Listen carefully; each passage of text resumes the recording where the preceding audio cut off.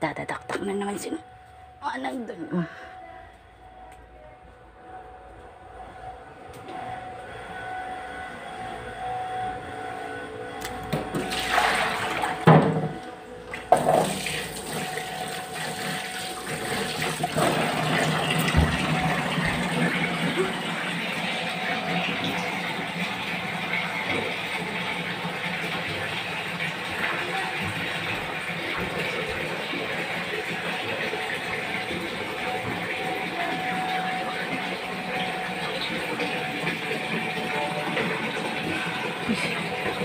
Dadadaktak na lang si Manang. Si Manang hanggang dito rin yung boses. Ha? Sabihin mo, isulat na lang niya sa note, tapos pirmahan ko, lagay niya pangalan niya.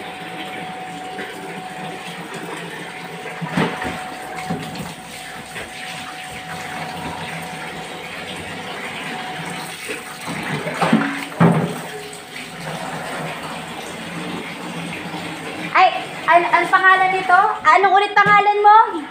Mira Grace? Mira Grace? Mary Grace? Ay ano? Mira Grace?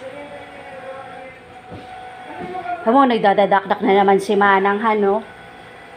Sa pinahan mo na nga to. Hindi talaga titigil to hanggat hindi na dadampot eh. Ano to, di ba ngayon ang payment ko? Ngayon kasing 27 ang payment ko. Tapos sinisingil ako ni Manang kagabi. Tapos, sabi ko sa isip ko naman, 27 ang due date ko. So sabi ko, hinaharas na naman ako nito, di ba? Kasi wala pa naman akong due date. Sinisingil na niya ako. Tapos pinagkakalat pa niya na may utang ako dito. Wala na akong utang dito. Matagal na akong bayad dito. At malilate ulit ako ng payment. Kung nalilate naman ako ng payment, nagbabayad naman ako ng penalty na 500. Kaya hindi ako pwedeng sumbatan ni Manang o kahit na sino man. Dahil may payment arrangement naman ako. And usapan naman talaga na magbabayad naman ako ng penalty na 500 sa tuwing nalilate ako ng pagbayad. Pakisabi kay dun sa may-ari nito, ha. Tapos kung ano man ang sasabihin niya, isulat niya na lang kasi ayoko ng puro verbal kasi dakdak na ng dakdak yaw-yaw ng yaw-yaw na na ako, sasawa na ako kasisigaw. Pirmahan na lang namin para malinaw ang usapan. Lagay niya pangalan niya doon, pirmahan ko, lagay ko pangalan doon. Malinaw ang agreement, 'di ba? Sige, salamat.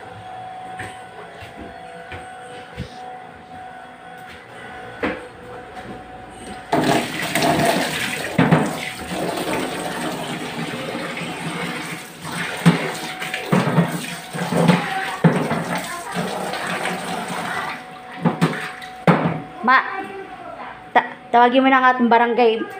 Tumawag ka na nga ng pulisan. Padampot mo na itong si Manang. Ayaw talagang tumigil. Rinig na rinig naman, oh. Sigaw ng sigaw. Andun siya sa taas hanggang dito sa baba. Rinig ang boses niya. Sabihin mo, sinabi ko, teka, record ko to, ha, okay lang? Para merong usapan tayo.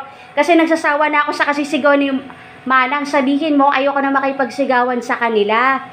Ngayon, sinusumbong ko siya sa boyfriend ko kasi sino naman na paglalabasan ko ng sama ko ng loob, 'di ba? Abogadong boyfriend ko. Ngayon sinabi ng boyfriend ko, since magulo yang si Manang, wag ka nang makipag-usap diyan dahil gulo lang 'yan. Away lang hanap niyan. Wag ka nang makipag-usap. Kung pipilitin ka niya makipag-usap sa kanya, ipadampot mo sa barangay kasi mamimilit siya, 'di ba? Ayoko na makipag-usap sa kanya.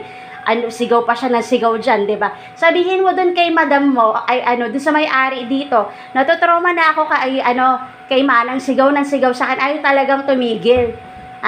Kung ayaw niya tumigil, padadampot ko siya, padadampot namin siya ng boyfriend ko, abogadong boyfriend ko, bakit?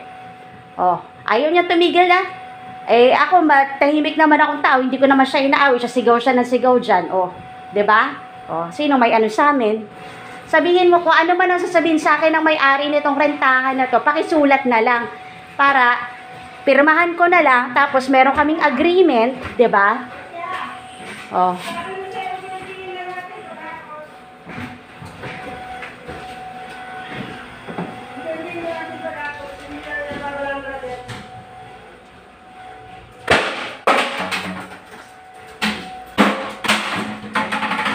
Tingnan mo, nagdadabog tong si Manang. Padampot mo na nga. Tumawag ka ng pulis. Padampot na natin tong matandang to. Nagdadabog. Tinatakot pa ako dito. Akala nyo maano niya ako dito, kadadabog niya dito. Ang tanda-tanda na nagdadabog pa.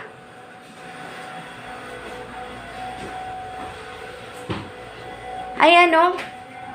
Binagsak niya. Si Manang nga nagbagsak nitong mga bote na to. Oh, Diyos ko, ang tanda-tanda na yan bang ano. Dapat dyan, palayasin na yan dito. Diyos ko, ang hina naman ng may-ari nito. Pakabayolente na ng ano, tauhan niya. Ayaw pang paalisin dito. Natatakot na mga tenants niya dito. Kakaiyaw-yaw niya ng matandang yan.